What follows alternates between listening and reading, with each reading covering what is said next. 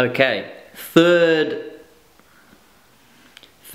time recording this video. First time out of focus. Second time didn't even press record. So, doing my car history. I'm gonna try keep it quick, 30 seconds per car. Try and keep it under 10 minutes because there's a lot of cars to get through, as you can see. Now, before we say anything, if you're subscribed to Jacob Peck as well, no, I'm not copying his video. I was gonna do this video as well. I had it in my list of things to do. I spoke to him, he said it's fine. I'm not copying him. First car, 17 years old. Bright green, 79 Series 1 Mazda RX-7. Good looking car, awesome first car. Not that reliable. I'll put a picture up. And most of these cars I have a picture of. I have a picture of every car actually, except for one. So the green RX-7, that ended up getting T-boned near my house. I wasn't hurt or anything, but sort of just bodgy fixed it and I got rid of it. I straight away found another, I was very into rotaries at the time, another 79 Series 1 RX-7. This one was candy red, fresh out of the spray booth when I got it. Grey and black trim, very hard to find combo. 12A Bridgeport as well, sounded amazing, wasn't that fast. That car was actually defected and EPA'd when I bought it, stupidly bought it. But it was very, very cheap. Could never get it on the road. I even bought, as a third car, you can count this one, another Series 1 RX-7, a silver one, manual 12A NA, very rusty. I tried to use stuff off that to get the red one on the road, it just wasn't happening. Sold it. I then bought, where the hell is number 4? 88 Corolla Seeker, so the weird hatch ones. This is the only car I don't have a picture of, but it sounds stupid, but it was very cool. 4AGE, these ones were. Lowered wheels, it was resprayed, white pearl, had black bars, it looked pretty cool, it was very quick, it was fun on the street. Did very good reverse donuts and stuff like that. Blew the motor, got rid of it. Car number 5. This is where I got into drifting, started hanging around with people a bit older than me that were drifting and stuff. I got into would have been probably an 89, probably even an 88. Series 1 R31, had wheels, springs and shocks, was white over black, NA manual, pretty clean car. I just did wheels and a locker and stuff like that. Learned how to drift in this car, smashed it a lot, ended up turboing it, and so it was a 30E plus T. Did a few days turbo as well, and ended up smashing the car and riding it off at Calder Park Raceway when it used to have the bridge over just before the main corner. Front and back, car was gone, parted it out. I then, a few weeks after that, bought a CA DET 180SX, the 91, very, very clean car. Just had a cooler exhaust and tune when I got it. It was perfect power for the street. Did a few track days in this car. Spun a bearing at Calder, so Calder claimed 2 cars in a row for me. Put a CA DE plus T in it, had a whole heap of wheels, cage, you know, bucket seat and stuff in it. I ended up swapping this car for a 92 R32 in black. Now, rough body, it was a 20D plus T manual.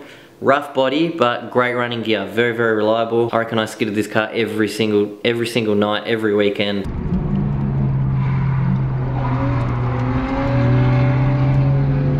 Did a few track days, Winton, Calder in this car. Ended up painting it white, ended up smashing it on the street. So fourth car ride-off, parted it out. Now this is when I found the Zafiro. Bought it from a yard, I'm the only Aussie owner. It was stock as a rock when I got it. Still own this car now, there's plenty of videos on this car, you know a lot about it. That car got a bit too serious where I was breaking stuff all the time, doing track days and stuff, so I needed a daily.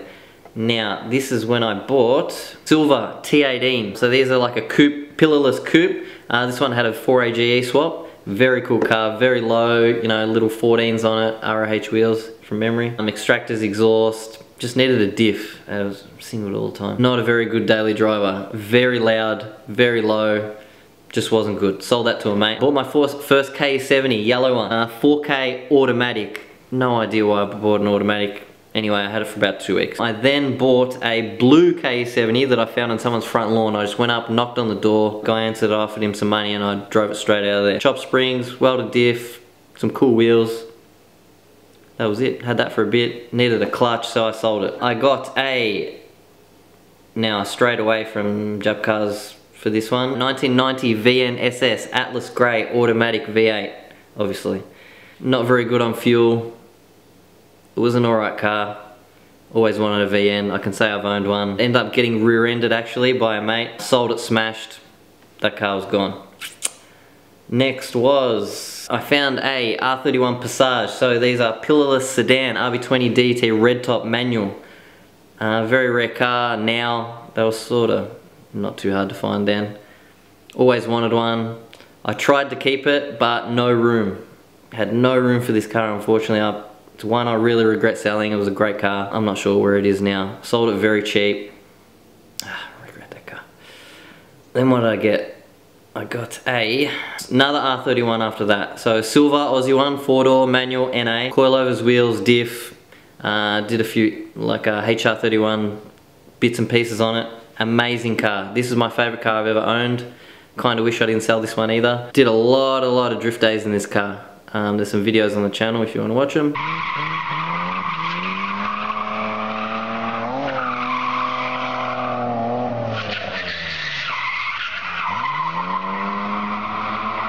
Smashed that car, fixed it, then I was getting defected all the time. My mum actually got defected in this car one night, sorry mum. I then swapped that for a 33 4-door, so Series 1, cool colour, like turquoisey, bluey green colour. Tasteful mods, you know, like I had a built motor, bigger turbo, diff, wheels, coilovers, stuff like that. But I had an engine problem that we could never figure out. A few years later I found out a few people down the line actually had a broken valve spring, that's why I was driving like shit. So I sold that car. That's when I got a VY-SS Ute, 6-speed manual, white, 02. Great car. Got it because I wanted to tow. It was very handy. A lot of people liked borrowing that car, being a Ute. But it was killing me on fuel. I had that car for about 2 years. It was very reliable. Did lots of burnouts in that car. Never gave me a problem.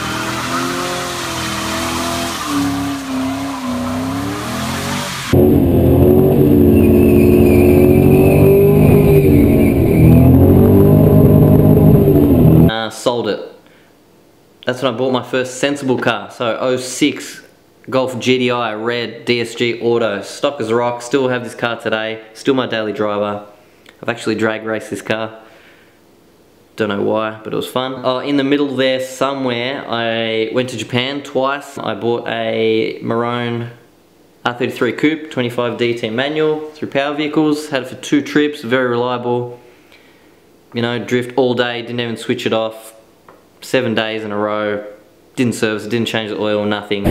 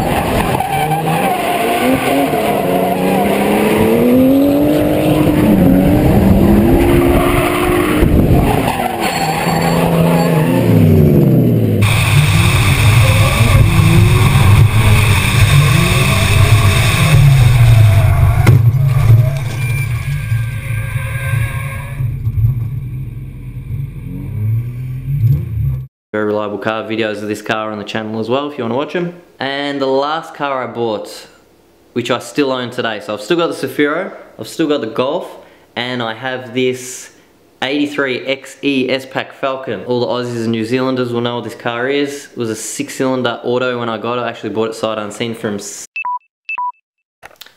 Last attempt to finish this video. Of course the camera died on the last car I was trying to explain. Then I had to upload it, figure out where it stopped, as you can see.